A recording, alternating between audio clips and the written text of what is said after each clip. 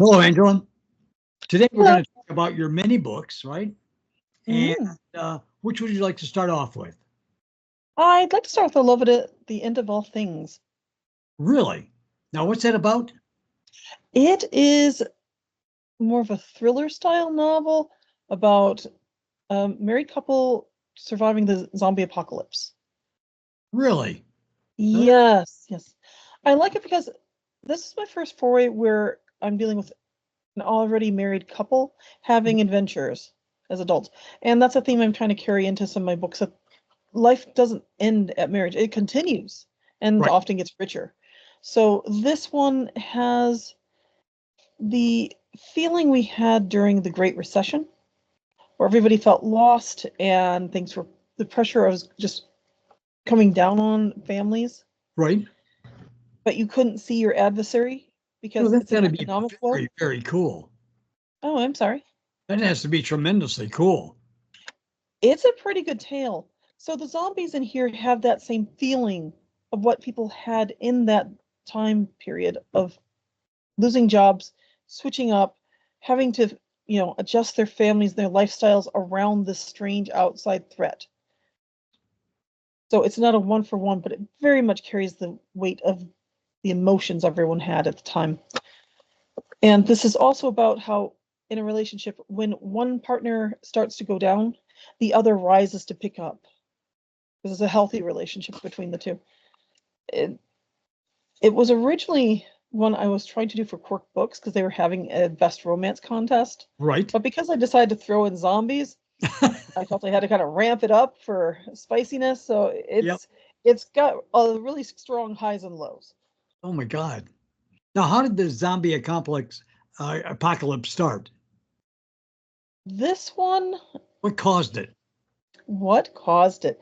That's part of the secret of the book. Okay. But I will say I did a lot of research into this particular thing. It is a virus type. I can Okay. give you that. And basically genetic variance that happens over time. It's not likely, but it is a possible thing. And I have a reason for why the zombies crave what they do. It's all Really? laid out in this tale. Yes, yes. I did a That's little bit of talking to nurses and medical professionals to get some of the details down in the book. really. Do you research? Mhm. Do you research all your books that way, or? It depends on what I'm writing, but I do a lot of research in general. I like to have a feel for what the names are going to mean, what the setting has. I just like researching. I did that in college and I just carried on with all my notes. The problem is if my notes start getting longer than my story, because the world building can take over. So I want the story to be longer than the notes. Right, right. I guess so, actually. So, what direction do you take this story in? It's pretty heavy horror. Or It's strong horror. really? It's heavy horror and romance, and I've been told before, like whatever you do, from some editors at a talk at Penguin Con, they're like, whatever you do, don't pitch us zombie love stories. And I'm like, oh, okay, who would do that? And then I wrote this and went, oh my gosh, I've made a zombie love story. Well, it's not bad though.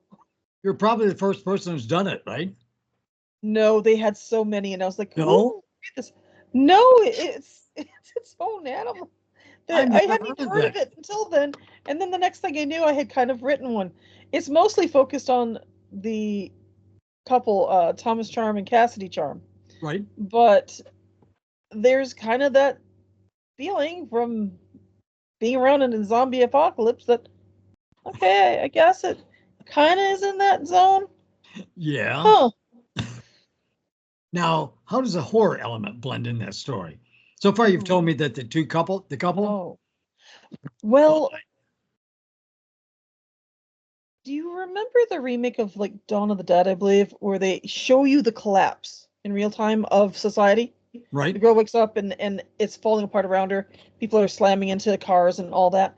We're a little earlier than that level. So you see it further. Okay. I have, kind of everyday things going on, and then people are getting black bagged off the street, just drug into cars, and they're disappeared. And people don't on the street don't know what's going on. They're like reporting it and whatnot, but they don't know why this is happening.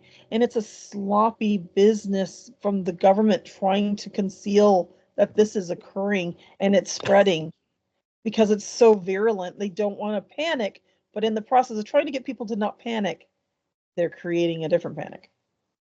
Oh my God. That sounds exciting, actually. It really is. I like Sounds like it blends elements of thriller in it. Of which? A thriller. Oh, it is. It is thriller over the street where I had someone trying to edit it before that wanted the up front. I'm like, no. This is more mystery. It's meant to be more like Outbreak, not like Ring of Fire or Rain of Fire. Right. It's supposed to lure you in and get you to think about it. I put all that work into the clues so you can solve that mystery too. It's fun. Well, how does your novel start out? Oh, we introduced the couple. Thomas is an ambulance worker. He's in the back, and his partner Brian's in the front. Okay. And they drive around and they answer cases. And his wife is part of an acquisitions company, which she does some of the high-level business deals. Right. So they're both very intense people in their own way, but they come home and they just kind of let go of their day. They work well together despite being very different, because they find that the cop nurse thing doesn't work out sometimes because they've got two similar job. So these two are very different, but they have similar feeling of pressure sometimes from their work. So they have a similar way of getting rid of that pressure, and they can leave it at the door. Really? That's Now, how many other characters do they have in that book, right? Other main characters, other supporting characters. Major characters. I would say there's probably 4 or 5 important supporting cast. And what do they do for a living? So there's Brian, who's the driver of the ambulance. Drives the truck, right? He works closely with Thomas. Mm-hmm. Yep. There's Ricky, a young boy that's been orphaned, they think. They're going to try and find his family.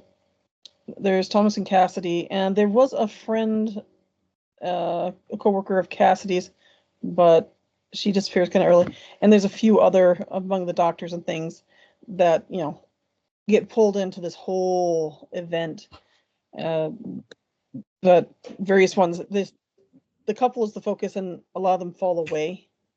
And only a few, some of them remain, but it gets heavy. It does have a body count. I'm not very friendly sometimes. The main characters get to survive. Wow, there you that's go. good. That's good. Does a couple the main characters get to survive? Or won't you tell me? Yes, it's a romance, so they have a happy ending. I just don't promise you all their limbs. What? I write horror and romance. What do you want? That's what you get. That's good. That's so good. It does get intense. I will make you fear for your characters. So you're not going to just go, oh, I guess it just isn't going to be. No, there's problems. It's not going to go smoothly. That sounds very interesting. Now, what other books would you like to talk about today? Now, what's the name of that book, by the way? That one is Love at the End of All Things. And Love at the End of All Things. An appropriate title, right? Mm-hmm. So, I liked it. What's your next book? Now, other thing, one of my earliest ones was a guide for writing fanfic. It's one of my only nonfictions right now. So it's fanfic writing, the fast track from good to great. It's like a baker's dozen of tips. And the nice thing is, I had gotten to talk to George R.R. Martin online. No. Yes. I was trying to get permission. Oh my gosh, that's exciting. Wedding. Honestly. I know, it really was. I got to talk to him back in the early days of LiveJournal. He was on there. Wow. And he did give me permission, but I got it after I'd finished the piece, so I might be able to go back and adjust it. But I found another example that would work. But it was really cool. I got to interact with the man himself. What was it like? A little bit.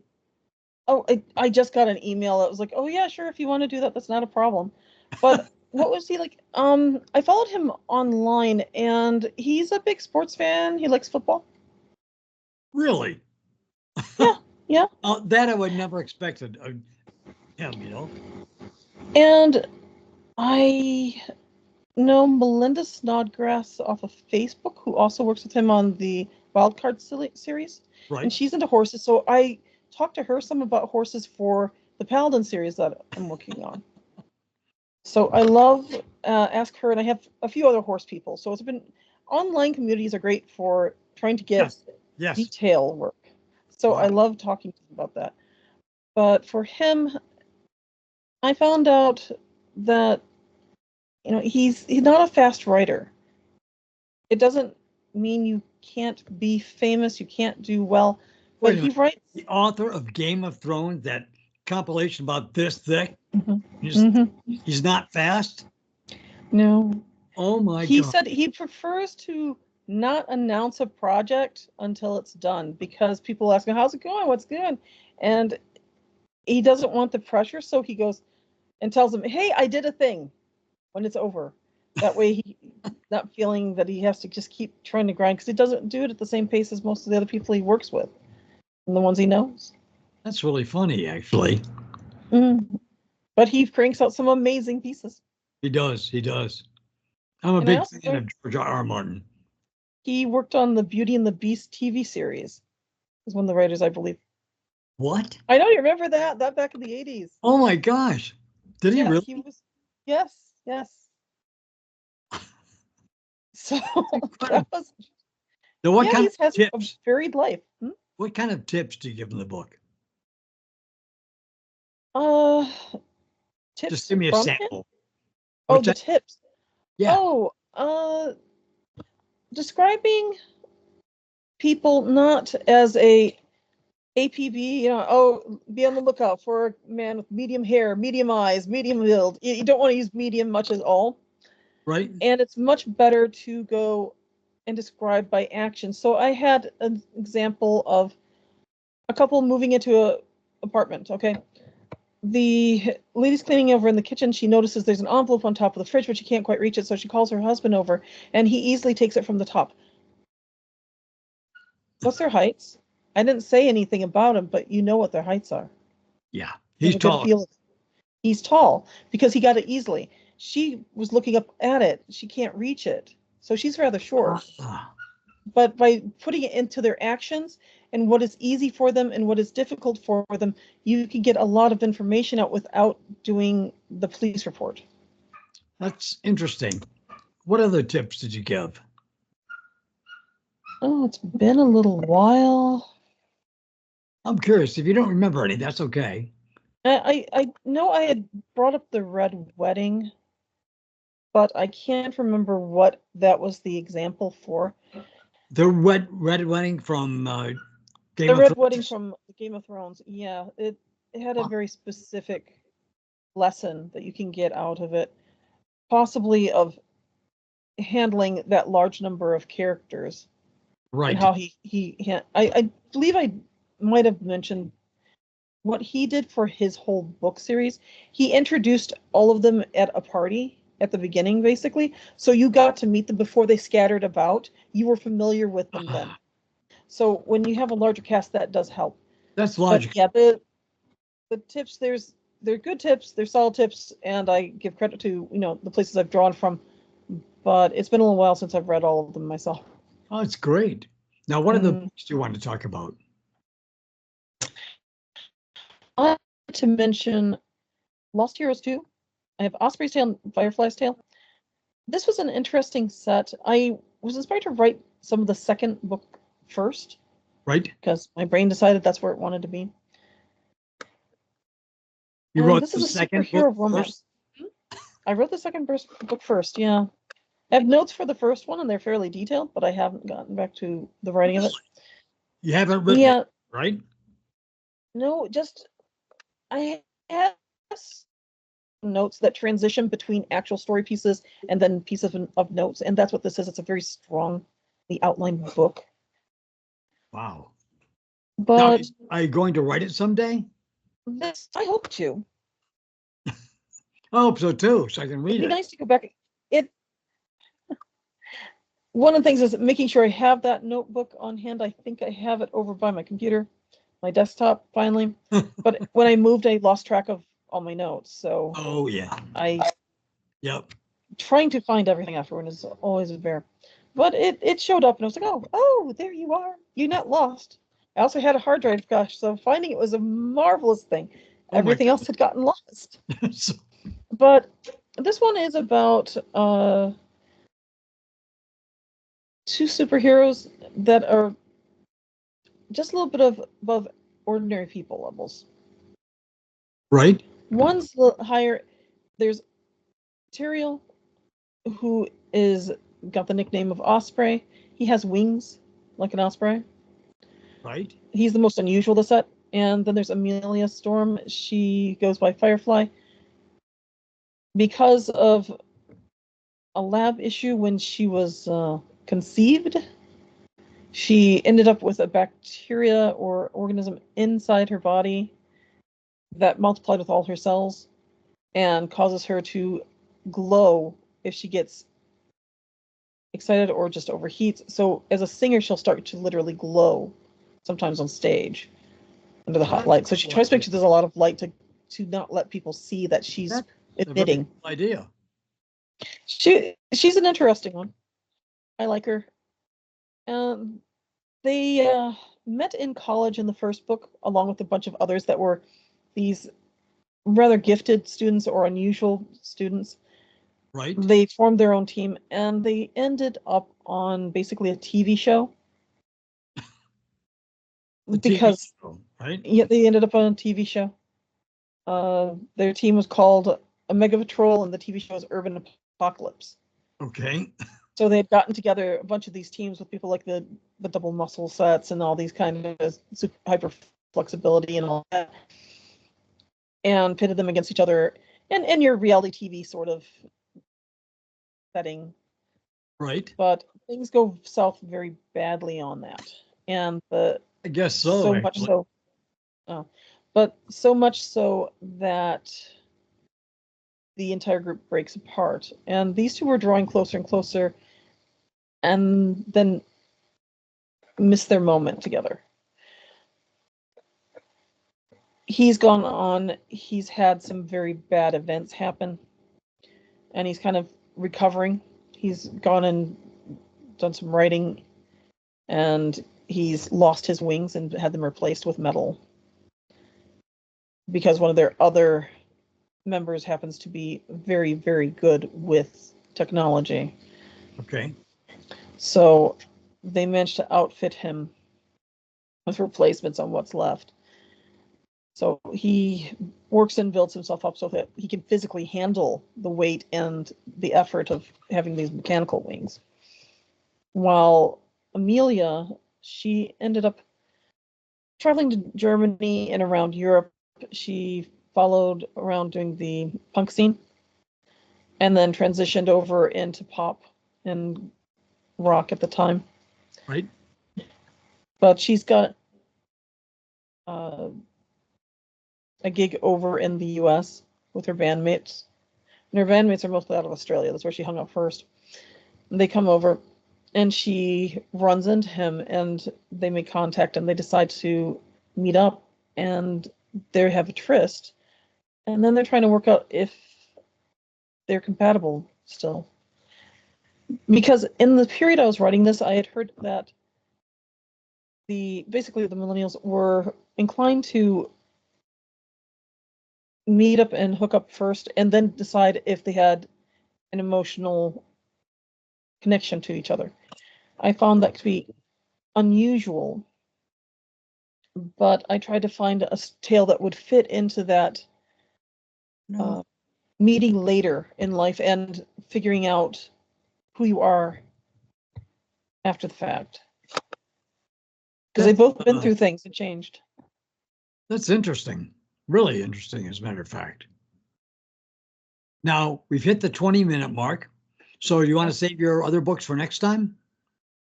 That'd be fine. All right. Good. Good. So anyway, it's been a pleasure talking to you, Carina. It really is. It's a pleasure as always. Yes. And what's Thank your you. name of your sequel to Paladin's Honor you're coming out with?